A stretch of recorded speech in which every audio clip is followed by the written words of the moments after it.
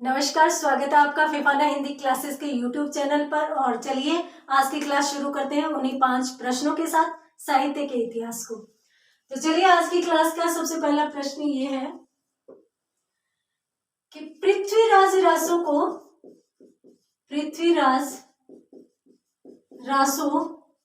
को शुक शुकी संवाद किसने कहा?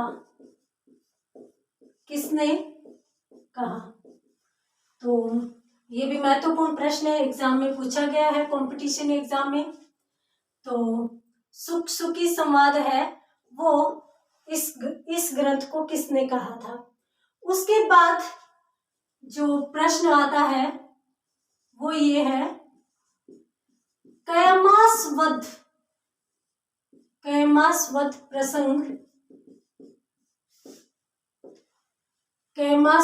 प्रसंग किस ग्रंथ में है या किस ग्रंथ में आता है? ठीक है। अब आते हैं प्रश्न नंबर 3। मैंने बताया था महत्वपूर्ण बात है पृथ्वीराज रासो ग्रंथ के संबंध में कि इस ग्रंथ को प्रामाणिक मानने वाले साहित्यकार कौन थे। और प्रश्न इस प्रकार से पूछा जाता है कि निम्न में से किसने पृथ्वीराज रासो को प्रामाणिक माना है। और इस प्रकार से भी पूछ लिया जाता है कि किसने इसको प्रामाणिक नहीं माना है।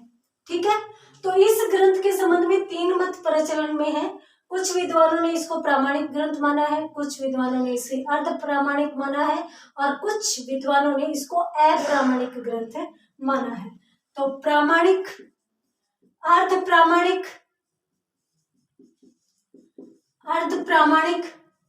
और जो 5वां रहेगा वो अप्रामाणिक का रहेगा। ठीक है। ये हमारे आज की क्लास के 5 प्रश्न हैं। तो सबसे पहले अपन उनको कर लेते हैं। पृथ्वीराज रासो को शुकी संवाद जो कहा था वो आचार्य हजारी प्रसाद द्विवेदी ने कहा था। आचार्य हजारी प्रसाद द्विवेदी ने कहा था। उसके बाद कैमासवध प्रसंग किस में आता है? तो ये पृथ्वीराज रासो में ही आता है। पृथ्वीराज रासो। तो यहाँ पर 2 चीजें होंगी। पीछे की क्लास में अपनों ने संगोपता नेम देखा था, वो कर्नल टोड द्वारा इसके संबंध में वो प्रकाशित करवाया गया था, इसका एक भाग है। और इसके बाद पृथ्वीराज रासो जो है उसी में ही एक प्रसंग आता है कैमासवध। अब अपन चलते हैं इस ग्रंथ को प्रामाणिक मानने वाले साहित्य इतिहासकारों में। तो सबसे पहले तो उन्होंने बात कर ली थी कर्नल टोड के बारे में, जिन्होंने इस ग्रंथ की सूचना दी थी और संगोपता नाम से भी एक भाग प्रकाशित करवाया था। तो कर्नल टोड जो थे वो जाहिर सी बात है सूचना दी तो उन्होंने इस ग्रंथ को प्रामाणिक ही माना होगा। ठीक है। उसके बाद अपन साहित्य इतिहासकारों में ही मान ले मिश्र बंधु। तो मिश्र बंधु ने भी इसको प्रामाणिक ग्रंथ माना है। और मिश्र बंधु जब मैं से आ जाता है तो याद रखने का तरीका है, मथुरा प्रसाद दीक्षित को भी याद कर लीजिए। मैं से मथुरा प्रसाद दीक्षित ने भी इसको प्रामाणिक ग्रंथ माना है। और मैं से ही मोहनलाल विष्णुलाल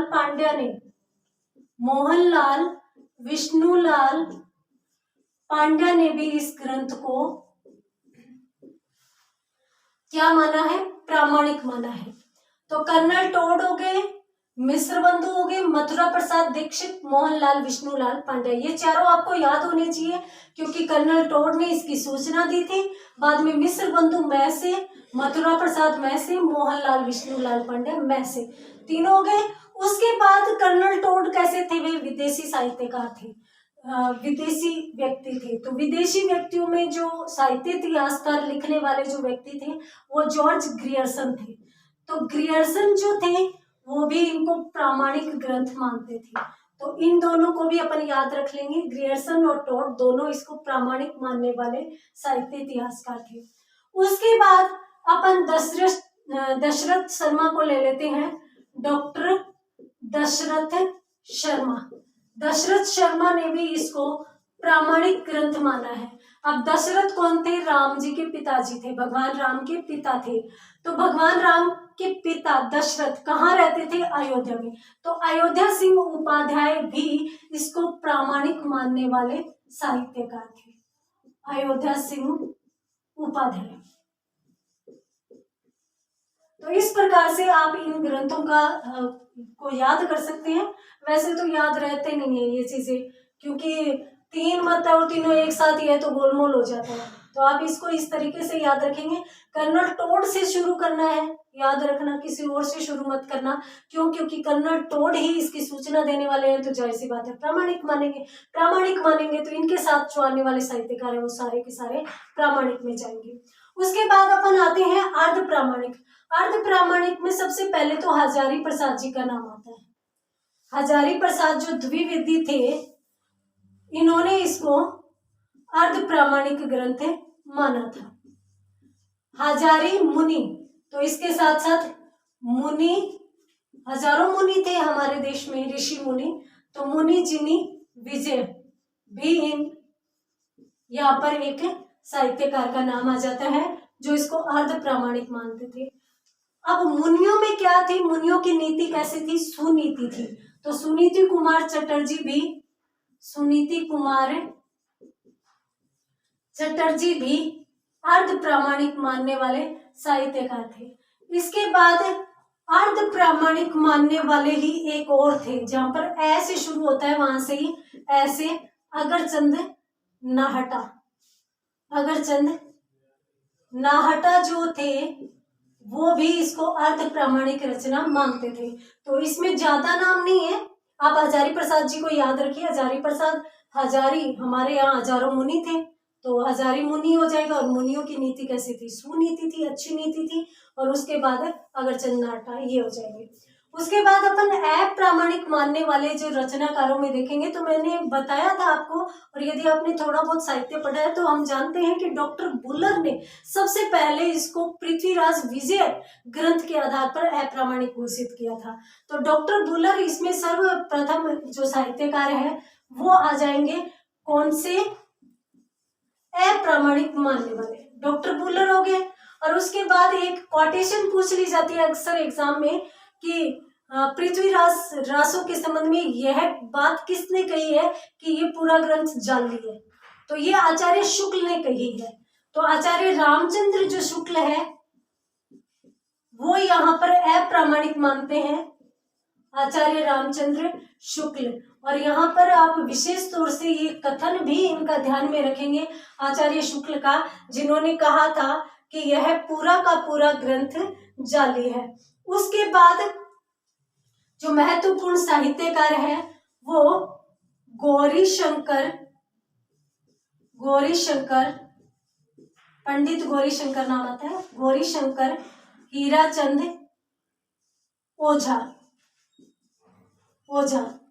तो गौरी माँ पार्वती को कहा जाता है और पार्वती को देवी कहा जाता है। तो इसलिए गौरी के साथ अपन याद कर लेंगे मुंशी देवी प्रसाद को, मुंशी देवी प्रसाद। तो गौरीशंकर हीराचंद ओझा और मुंशी देवी प्रसाद। उसके बाद मुंशी देवी प्रसाद आ गया तो यहाँ पर मुरारीदान भी आ जाएगा, मुरारीदान। तो महत्वपूर्ण रूप से जो अप्रामाणिक मानने वाले रचनाकार थे उनमें डॉक्टर बुल्लर, आचार्य शुक्ल, गौरीशंकर हीराचंद ओझा और उसके साथ साथ मुरारीदान, ये इसको अप्रामाणिक मानने वाले रचनाकार थे। यदि आप स्क्रीनशॉट लेना चाहते हैं तो स्क्रीनशॉट लीजिए। तो आज की क्लास में ये महत्वपूर्ण 5 प्रश्न थे और इनको आप विशेष तौर से नोट कर लीजिएगा, क्योंकि इतने साहित्यकारों के नाम एक जगह नहीं मिलते जो इनके संबंध में मत रखते हैं। तो चलिए आज की क्लास में इतना ही, मिलते हैं अगली क्लास में अगले प्रश्नों के साथ। तब तक के लिए धन्यवाद।